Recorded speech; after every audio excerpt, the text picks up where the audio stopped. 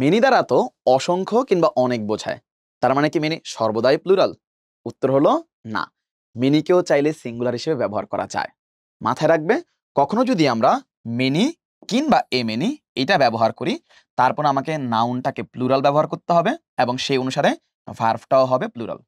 তবে কখনো যদি আমি এই মেনির পরে একটি এ ব্যবহার করি, তাহলে কিন্তু পরবর্তী আমার নাউনটা হবে সিঙ্গুলার এবং সেই কারণে ভার্বটাও হবে সিঙ্গুলার। খেয়াল করে দেখো, এই প্রশ্নটা মেনির পরে এ আছে, তার মানে আমাকে পরবর্তী যেই ভার্বটা আছে সেটাকে কিন্তু সিঙ্গুলার রাখতে হবে এবং তার জন্য নাউনটাও সিঙ্গুলার রাখতে হবে। তাহলে নাউনটাকে যদি আমি সিঙ্গুলার রাখি, এম ই এন, দুই জায়গায় কিন্তু এগুলো প্লুরাল, এগুলো হবে না। সিঙ্গুলার রাখার ক্ষেত্রে M A N, M A N. এবং নাউনটা যদি সিঙ্গুলার হয়, ভার্বটাও সিঙ্গুলার, আমরা জানি হ্যাভ হচ্ছে গিয়ে প্লুরাল ভার্ব হিসেবে ব্যবহৃত হয়, সেখানে এইটা হবে না, হবে many a man has tried. যদি মেনির পরে আমি এ না বসাতাম, তাহলে কিন্তু মেনি মেন তখন এম ই এন হতো এবং ভার্বটাও হতো প্লুরাল।